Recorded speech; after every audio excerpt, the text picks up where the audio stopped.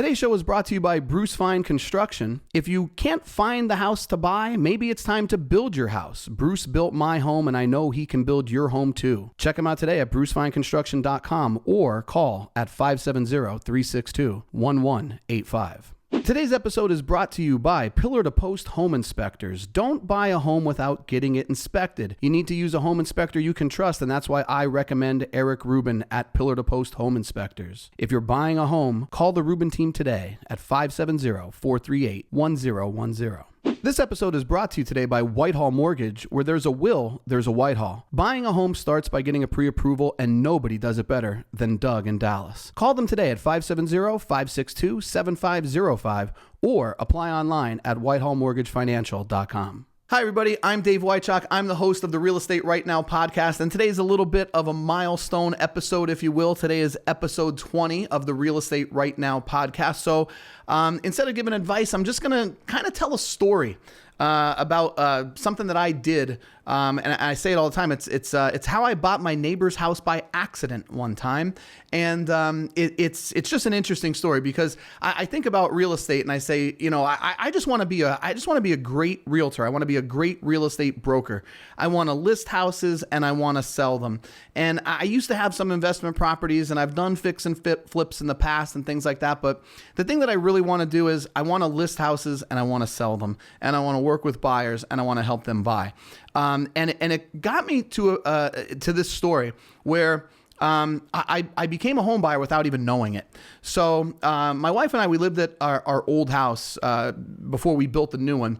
We were there for 11 years, and the neighbor behind me was an older guy, and he was a really nice guy. We got along really, really well. He was a good guy. The only thing that he would do, we would have a bear in the neighborhood sometimes, and I guess the bear would get into the garbage, and he would literally knock on my door at like 6 a.m. and be like, "Hey, Dave, the bear got into the garbage." And I would tell him all the time, I'm like, you know, Mike, you could have told me this at 7:30 a.m. instead of 6 a.m. But it's just what he did, and it was kind of like whatever. And I would go out and I would help him clean everything up and make it look as though that never happened. But towards the end of our time at the property, Mike passed away, and his son-in-law kind of took over the estate.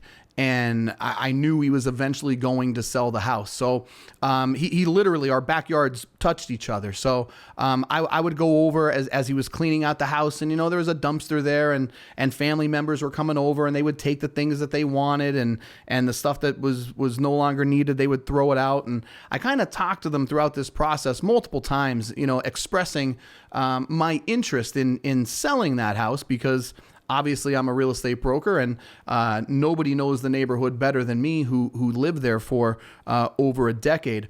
And I really just wanted to list this house. And it was just one of those things where he never really committed. His son-in-law never committed to listing it with me.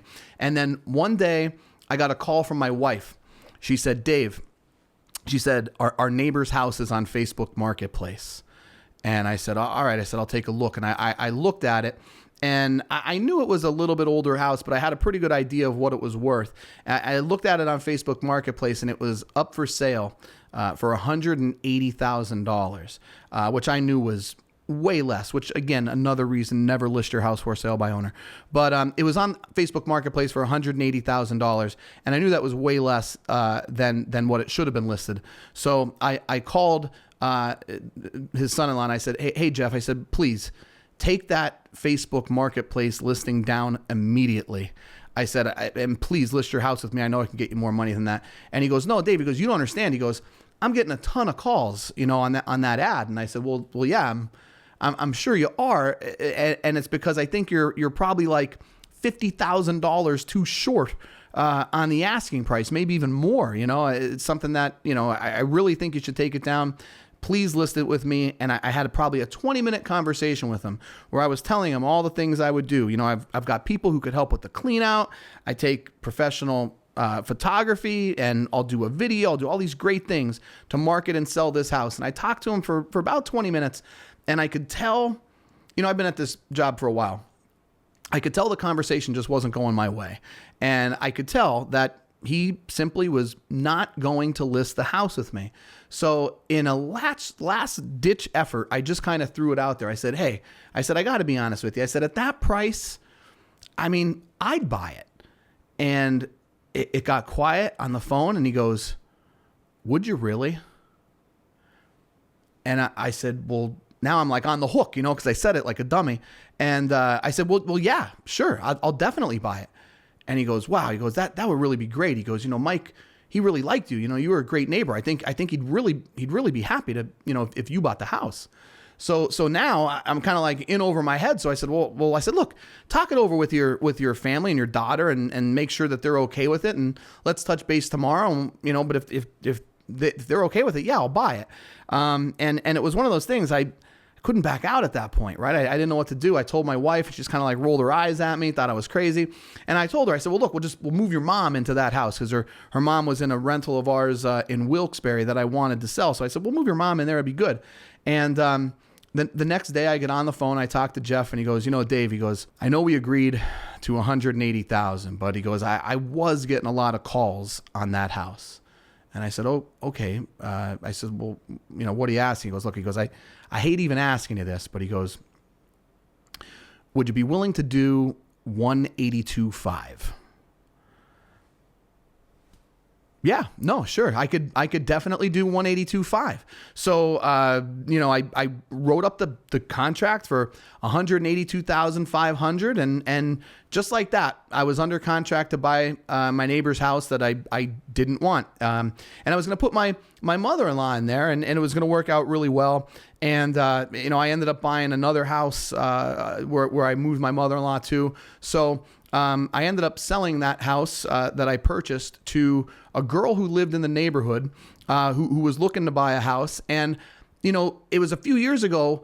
And now when I drive through the neighborhood, I got to be honest with you, it really was the best case scenario. This girl has done a phenomenal job with this house. Well, first of all, I told her, because I lived there for so long. I knew her, I knew her sister, I knew her parents. And I said, look, let me put a new roof on there I said, because at this time I was able to get inside the house. I said, it needs a new roof. Let me put a new roof on.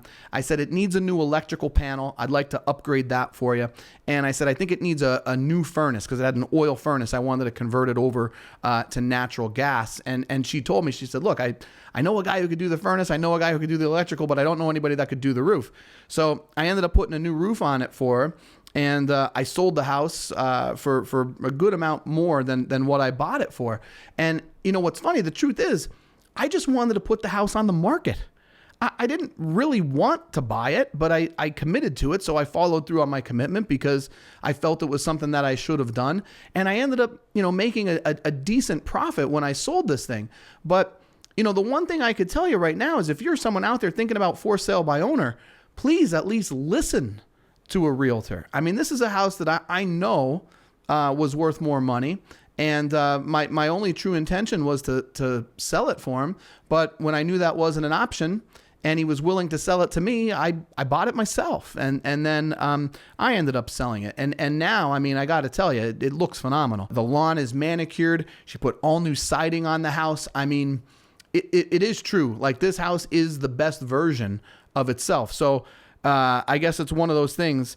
All's well that ends well, right? So it ended up going really, really well. And now looking back at it, it seems like it worked for everyone. But what I can tell you is, if you're someone thinking about selling your house, please don't try to do a for sale by owner with at the very least, consulting with the realtor first.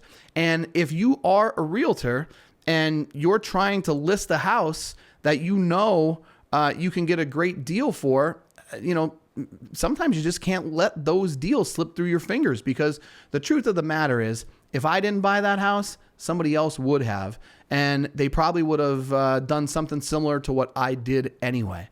So it was one of those things. It worked out for everyone in the neighborhood, but it was a really wild scenario where I ended up buying a house by accident.